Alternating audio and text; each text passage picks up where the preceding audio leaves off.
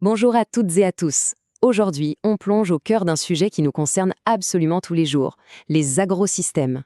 C'est un chapitre super important en seconde parce qu'il nous aide à comprendre les grands enjeux alimentaires et environnementaux de notre planète. On va partir d'une question toute simple. Quand on est à table, on regarde son assiette, mais est-ce qu'on se demande vraiment d'où tout ça vient? Comment ça a été produit? C'est quoi l'histoire de cette salade, de ce steak ou de ces frites? Eh bien, c'est exactement ce qu'on va décortiquer ensemble. Alors pour y voir plus clair, voilà notre plan de match. D'abord, on va définir ce qu'est un agrosystème. Ensuite, on verra comment ça fonctionne, un peu comme la mécanique d'une machine. Après, on comparera les différents modèles qui existent. Et pour finir, on parlera du plus grand défi, comment nourrir toute l'humanité de manière durable. Allez, c'est parti! Bon, commençons par la base. Un agrosystème. Qu'est-ce qui se cache derrière ce mot qui a l'air un peu compliqué? En fait, vous allez voir, l'idée est assez simple. Voilà la définition scientifique. Un agrosystème, c'est un écosystème comme une forêt ou un lac par exemple, mais qui a été créé ou en tout cas bien transformé par l'être humain. Et dans quel but? Pour produire ce qu'on appelle de la biomasse. La biomasse, c'est tout simplement de la matière vivante. Ça peut être pour nous nourrir, pour fabriquer des vêtements ou même pour produire de l'énergie. Du coup, un champ de blé, un élevage de poules ou une ferme de poissons, ce sont tous des agrosystèmes. Et ça, c'est le point crucial qui fait toute la différence avec un écosystème naturel. Pensez à une forêt. Les feuilles mortes tombent, se décomposent sur place et nourrissent le sol. C'est un cycle, rien ne se perd. Dans un champ, c'est tout l'inverse. On récolte le blé, on ramasse les légumes, bref, on les sort du système pour les amener dans nos assiettes. Cette biomasse, elle est donc exportée. La conséquence, elle est logique, le sol s'appauvrit parce que les éléments nutritifs que les plantes ont utilisés ne lui sont pas rendus. Ok, maintenant qu'on a la définition, on va regarder comment ça fonctionne en pratique. On va prendre l'exemple d'un champ de maïs et analyser un peu les échanges de matière et d'énergie. Il faut vraiment imaginer l'agrosystème comme une sorte de système ouvert. Il y a des choses qui entrent, on les appelle les intrants, et il y a des choses qui sortent, ce sont les exportations. Et évidemment, le but de l'agriculteur, c'est que les sorties, c'est-à-dire sa récolte, soient les plus grandes possibles. Ce petit tableau illustre ça parfaitement. Côté entrée, on ajoute des engrais. Vous avez sûrement déjà vu ces lettres N, P, K. C'est l'azote, le phosphore et le potassium. Ce sont les 3 nutriments indispensables à la croissance des plantes. On ajoute aussi de l'eau, bien sûr, avec l'irrigation. Et de l'autre côté, les sorties, eh bien on exporte la récolte de maïs et très souvent une partie de la paille aussi. Alors là, une question se pose, non?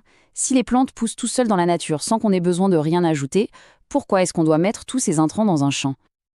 Et la réponse, eh bien on l'a déjà vu un peu avant, c'est pour compenser. C'est aussi simple que ça. Quand on exporte la récolte, on exporte avec elle tous les minéraux que la plante a pompés dans le sol pour se construire. Si on ne fait rien, le sol s'épuise et devient stérile. Les engrais, c'est un peu comme si on remboursait au sol les minéraux qu'on lui a pris. L'irrigation, elle, compense le manque de pluie tout simplement. Attention, c'est important de comprendre qu'il n'y a pas un seul modèle d'agrosystème. Pour simplifier, on oppose souvent 2 grands types, le modèle intensif et le modèle extensif. L'aquaculture, l'élevage de poissons, c'est un super exemple pour bien voir la différence. À gauche, le modèle intensif. On a plein de poissons serrés dans des bassins artificiels où l'humain contrôle absolument tout. La nourriture, l'oxygène dans l'eau, le but, c'est la productivité maximale.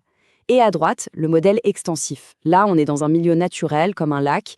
L'intervention humaine est très limitée, il y a beaucoup moins de poissons et ils mangent de ce qu'ils trouvent dans leur environnement. Ce tableau compare un modèle plutôt extensif, l'agriculture sur brûlis, avec un modèle très intensif, l'agriculture industrielle. Regardons juste les chiffres. La productivité est 10 fois plus grande en intensif. Un hectare peut nourrir 16 personnes contre seulement 5 dans l'autre modèle. C'est énorme. Mais il y a un mais. Pour atteindre cette productivité, le modèle intensif est totalement dépendant des intrants, comme les engrais et les pesticides, ce qui n'est pas le cas pour l'autre. Et on arrive maintenant au cœur du sujet. La population mondiale continue d'augmenter et il faut bien nourrir tout ce monde. Ça nous met face à un défi gigantesque et à de vrais choix de société. Ce chiffre, il vient de la FAO, l'Organisation de l'ONU pour l'alimentation, et il donne un peu le vertige. Plus 54%. Ça veut dire qu'il va falloir produire plus de la moitié en plus de ce qu'on produit aujourd'hui, et ça en seulement quelques décennies. La grande question, c'est comment on va faire. Face à ce défi, le modèle intensif, qui est très productif, apparaît pour beaucoup comme une solution évidente.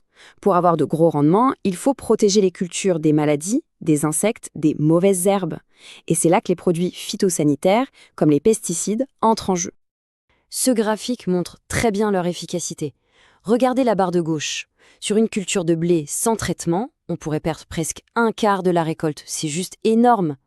Maintenant, regardez la barre de droite. Avec les traitements, les pertes tombent à moins de 8%. On voit bien l'impact direct sur la quantité de nourriture qu'on produit au final. C'est la question qu'il faut se poser. Augmenter la production à fond grâce aux intrants, ça a un coût. Et ce n'est pas qu'un coût économique. Il y a des conséquences bien réelles sur l'environnement et sur notre santé.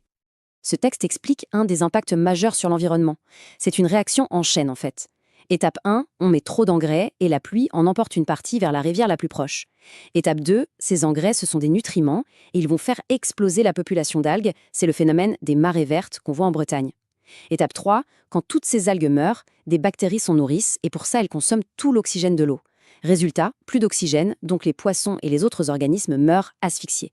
Ce phénomène, ça s'appelle l'eutrophisation. Et puis il y a l'aspect santé. Là-dessus, l'Organisation mondiale de la santé est très claire. Les pesticides peuvent être toxiques pour nous. Des études montrent des liens possibles avec des troubles de la reproduction ou des problèmes sur les systèmes nerveux et immunitaires. Bien sûr, les personnes les plus exposées, ce sont les agriculteurs qui les utilisent tous les jours. Bon, il est temps de faire le bilan de tout ça. Si vous devez retenir 4 points, ce sont ceux-là. Premièrement, un agrosystème, c'est un écosystème que l'humain a bidouillé pour ses besoins. Deuxièmement, ça fonctionne avec des entrées, les entrants, et des sorties, les récoltes. Troisièmement, les modèles intensifs sont super productifs mais ultra dépendants de ces intrants. Et enfin, le grand enjeu pour le futur, c'est trouver comment produire plus, mais sans détruire notre environnement et notre santé. On termine en revenant à la question centrale. Produire plus, d'accord, mais à quel prix ? Il n'y a pas de réponse facile, et c'est tout l'enjeu des recherches en agronomie aujourd'hui. Inventer des solutions pour une agriculture qui soit à la fois performante et respectueuse de la planète. Allez, pour bien réviser, assurez-vous de bien maîtriser ces quelques mots-clés.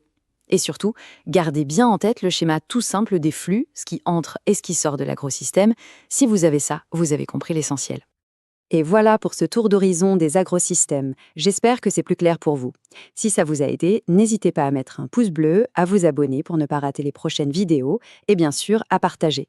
Bon courage pour vos révisions et à bientôt.